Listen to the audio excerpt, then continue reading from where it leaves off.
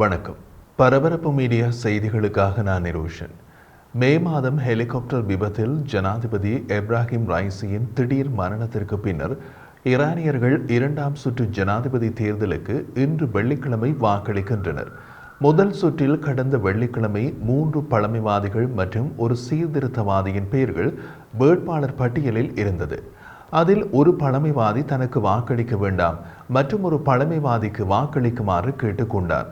அதனால் நிஜமான போட்டி இரு பழமைவாதிகளுக்கும் ஒரு சீர்திருத்தவாதிக்கும் இடையே தான் இருந்தது.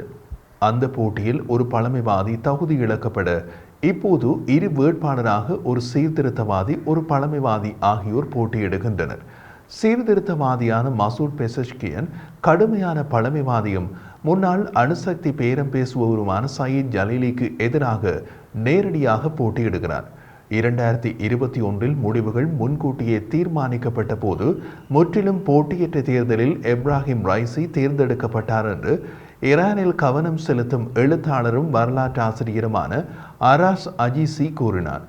இந்த முறை முடிவுகள் முன்கூட்டியே தீர்மானிக்கப்படவில்லை. ஈரானின் அரசியல் அமைப்பில் ஜனாதிபதிக்கு மட்டுப்படுத்தப்பட்ட அதிகாரம் உள்ளது. இஸ்லாமிய குடியரசின் சுப்ரீம் தலைவர் அயத்துல்லா அலி கமீனியின் அரசாங்கத்தின் அனைத்து கிளைகள் இராணுவம் மற்றும் ஊடகங்களின் நேரடி அல்லது மறைமுக கட்டுப்பாட்டை பராமரிக்கிறார். அதே நேரத்தில் அடுத்த ஜனாதிபதி மத தேவைகள் மற்றும் ஆடை கட்டுப்பாடுகள் உட்பட அன்றாட வாழ்க்கையில் குறிப்பிடத்தக்க தாக்கத்தை ஏற்படுத்த முடியும்.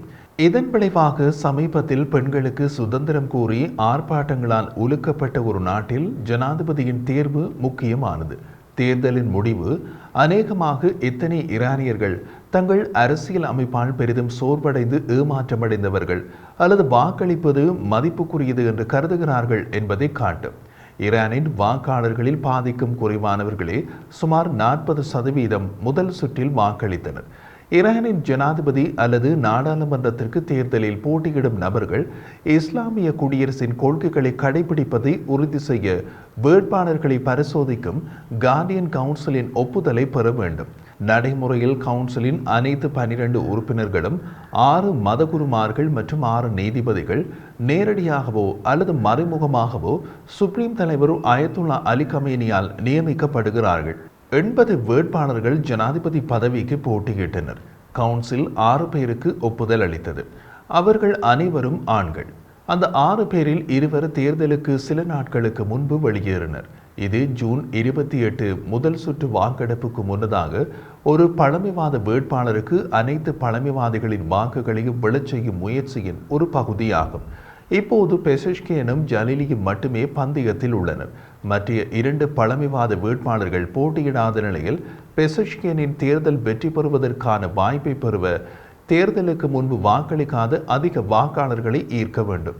ஜலீலி நாட்டின் அணுசக்தி பேச்சுவார்த்தையாளராக பணியாற்றினார் என்றாலும் ஈரானின் அணுசக்தி திட்டம் தொடர்பான சர்வதேச பேச்சுவார்த்தைகளை விமர்சிப்பவர். 58 வயதான ஜலீலி நாடாளுமன்றத்திற்கும் கார்டியன் கவுன்சிலுக்கும் இடையிலான மோதல்களை தீர்ப்பதற்காக முதலில் உருவாக்கப்பட்டு ஆனால் நடைமுறையில் கமேனியின் ஆலோசனை குழுவாக செயற்படும் கவுன்சில் உறுப்பினராக உள்ளார். ஜலீலி தேர்ந்தெடுக்கப்பட்டால் அரசாங்க எதிர்ப்பாளர்கள் மற்றும் பெண்களுக்கான கட்டாய தலையை மூடும் ஹிஜாப் விதிமுறைகளை மீறியதாக குற்றம் சாட்டப்பட்ட ஈரானிய பெண்கள் மீது கடுமையான அடக்குமுறையை தொடருவார் என்று எதிர்பார்க்கப்படுகிறது.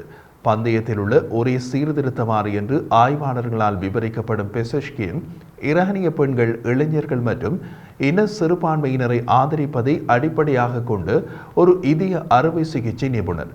அவர் மேற்கு நாடுகளுடன் அணுசக்தி பேச்சுவார்த்தைகளை மீண்டும் தொடங்க வேண்டும் என்ற இலக்கில் செயற்படும் நபர். 69 வயதான பெசஷ்கியன் 2016 முதல் 2020 வரை ஈரானின் நாடாளுமன்றத்தின் துணைத் தலைவராக பணியாற்றினார். 2015 அணுசக்தி ஒப்பந்தத்தை வலுவாக ஆதரித்தார் மற்றும் 22 வயதான குர்திஷ் ஈரானிய பெண்ணான மக்சா அமீனியின் 2022 ஆண்டு மரணம் பற்றிய அதிகாரப்பூர்வ அரசாங்க கதைக்கு சவால் விட்டவர்.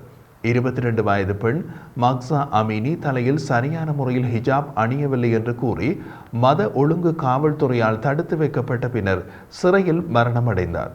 அந்த சம்பவம் ஈரானில் நாடு தழுவிய மிகப்பெரிய போராட்டத்தை தூண்டியது. 2022 அமீனியின் மரணத்தை தொடர்ந்து ஈரானிலும் உலகெங்கிலும் இறையாட்சி கலைக்கப்பட வேண்டும் என்று கோரும் வெகுஜன எதிர்ப்புகள் வெடித்தன. அது பின் அரசுக்கு எதிரான போராட்டங்களாக மாறியது. ஆர்ப்பாட்டம் செய்தவர்கள் கைது செய்யப்பட்டனர். ஈரான் மனித உரிமைகள் என்ற அரசு சார்பற்ற அமைப்பின் கணக்கின்படி 500க்கும் மேற்பட்டோர் கொல்லப்பட்ட பாதுகாப்பு நடவடிக்கையை அப்போதைய ஜனாதிபதி எப்ராஹிம் ரைசி மேற்பார்வையிட்டார். கைது செய்யப்பட்ட 22,000க்கும் அதிகமானோருக்கு மன்னிப்பு வழங்கியதாக ஈரான் பின்னர் அறிவித்தது. கார்டியன் கவுன்சில் ஆரம்பத்தில் தகுதி நீக்கம் செய்யப்பட்ட 74 வேட்பாளர்களில் அரசாங்க அதிகாரிகள் மற்றும் சட்டம் இயற்றுபவர்கள், ஒரு முன்னாள் ஜனாதிபதி மற்றும் 7 பெண்களும் அடங்குவர்.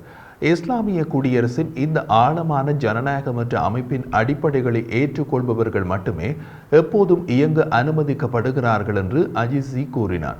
முதல் சுற்றில் என்ன நடந்தது? ஜூன் 28 தேர்தலில் 4 வேட்பாளர்களில் யாரும் பந்தயத்தில் வெற்றி பெற தேவையான 50% வரம்பை பெறவில்லை. ஜலீலி மற்றும் நாடாளுமன்றத்தின் சபாநாயகரான மொஹாமட் பாகர் காலிஃபாஃப் ஆகியோர் பழமைவாத வாக்குகளை வெளிப்படையாக பிரித்ததன் மூலம் பெசஷ்கியன் முதலிடம் பிடித்தார். 3வது இடத்தை பிடித்த கலிபாஃப் தனது 3 மில்லியனுக்கும் அதிகமான ஆதரவாளர்களை கலிலிக்கு ஓட்டெடுப்பில் வாக்களிக்குமாறு தெரிவித்தார். இது கடின போக்குள்ள பழமைவாதிகளை வசதியாக முன்னணியில் வைக்கும். 1 மில்லியனுக்கும் அதிகமான செல்லுபடியாத வாக்குகள் ரத்து செய்யப்பட்டன. இது பொதுவாக வாக்களிக்க கடமைப்பட்டிருப்பதாக உணரும், அதே நேரத்தில் வேட்பாளர்களை அங்கீகரிக்காத பொதுமக்களின் பிரதிபலிப்பாக விளக்கப்படுகிறது.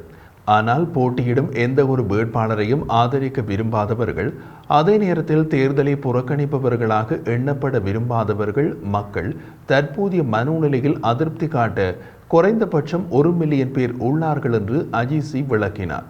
இஸ்லாமிய குடியரசு நீண்ட காலமாக வாக்காளர் அக்கறையின்மை மற்றும் பரவலான ஏமாற்றத்துடன் போராடி வருகிறது. 2021 தேர்தல் பெரும்பாலும் ரைசிக்கு ஆதரவாக முன்னரே தீர்மானிக்கப்பட்டதாக கருதப்பட்டது. பல ஈரானியர்கள், குறிப்பாக அயத்துல்லாவின் பழமைவாத ஆட்சியால் விரக்தியடைந்தவர்கள் வாக்களிப்பதை முற்றிலுமாக புறக்கணிக்க தூண்டியது. அந்த பந்தயத்தில் பாதிக்கும் குறைவான வாக்காளர்களே வாக்களித்தனர். மேலும் மார்ச் நாடாளுமன்ற தேர்தல்களில் வரலாற்று ரீதியாக குறைந்த 41% வாக்குப்பதிவு இருந்தது என்று ரேண்டின் மூத்த கொள்கை ஆய்வாளரான மைக்கேல் கிரீஸ் கூறுகிறார். ஜூன் 28 வாக்கெடுப்பு இதைவிட மோசம். ஏனெனில் தகுதியுள்ள ஈரானியர்களில் 40% பேர் மட்டுமே வாக்களித்தனர். மேலும் ஈரானியர்கள் 2ஆம் சுற்று தேர்தலில் இன்று வாக்களிக்க வந்தால் அது ஒரே சீர்திருத்த வேட்பாளருக்கு உதவக்கூடும். ஈரானின் மிதவாதிகள் பெசஷ்கியனை ஆதரிப்பாளர்களா இல்லையா என்பது கேள்வியே இல்லை என்று சக ராண்ட் மூத்த கொள்கை ஆராய்ச்சியாளர் ஹீதர் வில்லியம்ஸ் விளக்கினார். அவர்கள் வாக்களிக்க வாக்குச்சாவடிக்கு வருவார்களா என்பதுதான் முக்கிய கேள்வி. அந்தளவுக்கு அவர்கள் விரக்தி அடைந்துள்ளனர் என்றார் அவர். அலி கமேனியின் இஸ்லாமிய குடியரசு ஆட்சி அதிக வாக்குப்பதிவை விரும்புகிறது. இருப்பினும் அதிக வாக்குப்பதிவு சீர்திருத்த வேட்பாளருக்கு உதவக்கூடும் என்பதால் இந்த தேர்தலில் அலி கமேனியின் இஸ்லாமிய குடியரசு ஆட்சி அதிக வாக்குப்பதிவை விரும்பவில்லை என்று வில்லியம்ஸ் கூறினார். பெசஷ்கியன் ஜலீலியை வடகொரியா, தாலிபான் மற்றும் சீனாவின் மாவோ சேதுங்குடன் வெளிப்படையாக ஒப்பிட்டு பேசினார். கேள்வி என்னவென்றால், பெசஷ்கியனுக்கு வெற்றி பெறுவதற்கு இது போதுமானதாக இருக்குமா? வாக்குப்பதிவை அதிகரிக்க ஈரானின் சன்னி முஸ்லிம் சிறுபான்மையினரின் ஒரு முக்கிய மத தலைவரிடமிருந்து ஆதரவை பெறுவதற்கு பெஷஷ்கியனின் குழு உழைக்கிறது என்று கூறப்படுகிறது. சன்னி முஸ்லிம்கள் மற்ற தரப்பினரை விட அதிக விகிதத்தில் வாக்களிப்பை புறக்கணித்தவர்கள். ஆனால் வாக்களித்த சிறுபான்மை சன்னிகளில் பெரும்பாலானவர்கள் பெஷஷ்கியனை ஆதரித்தனர். கடந்த ஜனாதிபதியின் திடீர் மரணத்தை அடுத்து முன்கூட்டியே தேர்தல் நடத்தப்படுகிறது. ஈரானில் அடுத்த ஜனாதிபதி தேர்தல் 2025 நடத்த திட்டமிடப்பட்டது. ஆனால் ரைசியின் எதிர்பாராத மரணம் தேர்தலை ஒரு வருடத்திற்கு முன் நகர்த்தியது. மே 19ஆம் தேதி 63வது வயதில் ஹெலிகாப்டர் விபத்தில் ரைசி இறந்தார். 2021 தேர்ந்தெடுக்கப்பட்ட ரைசி கமேனி தனது பழமைவாத ஆட்சியை நிலைநிறுத்துவதற்கான ஒரு முயற்சியின் வெற்றியாளராக பரவலாக கருதப்பட்டார். சில ஆய்வாளர்கள் அயத்துல்லாவின் சுப்ரீம் தலைவராக விரும்பிய வாரிசு ரைசி என்று நம்பினார்கள். மத்திய கிழக்கில் போர் மற்றும் வன்முறை அதிகரித்து வரும் நேரத்தில் ரைசியின் மரணம் நிகழ்ந்தது. லெபனானின் தெற்கு எல்லையிலும் செங்கடலிலும் சிரியா மற்றும் ஈராக்கிலும் வன்முறை அதிகரித்து வருவதால் காசாவில் போர் ஈரான் மற்றும் இஸ்ரேலுக்கிடையே தொடர்ந்து பதட்டத்தில் ஒரு எழுச்சியினை தூண்டியுள்ளது. ஈரானில் பெரும்பாலான அரசியல் அதிகாரம் சுப்ரீம் தலைவரிடம் உள்ளது. அரசியலமைப்பு ரீதியாக அதிக அதிகாரத்தை வைத்திருப்பதும் தேசிய பாதுகாப்பில் இறுதி முடிவெடுக்கும் அதிகாரம் கொண்டவருமான சுப்ரீம் தலைவருக்கு அடுத்தபடியாக ஜனாதிபதி இரண்டாவது இடத்தில் உள்ளார். அயத்துல்லா சமீப ஆண்டுகளில் ஜனாதிபதியின் எல்லையை திறம்பட ஆக்கிரமித்து அதிக அதிகாரத்தை கைப்பற்றியதாக அசிசி கூறினார். இருப்பினும் அரசாங்கத்தின் தலைவராக தேசிய வரவு செலவு திட்டத்தை மேற்பார்வையிடுவது, சட்டம் ஒழுங்கு மற்றும் ஒப்பந்தங்களில் கையெழுத்திடுவது உட்பட ஈரானில் தினசரி வாழ்க்கையின் கூறுகள் மீது ஜனாதிபதி முக்கிய பொறுப்புகளை வகிக்கிறார். விளையாட்டு நிகழ்வுகளில் கலந்து கொள்ள யாரை அனுமதிக்கலாம், பொது இடங்களில் எத்தனை பேர் கூடலாம் அல்லது பொது நடனம் ஆட பெண்கள் அனுமதிக்கப்படுகிறார்களா என்பது போன்ற சில தினசரி சுதந்திரங்கள் ஜனாதிபதியின் அதிகாரத்தின் கீழ் உள்ளன.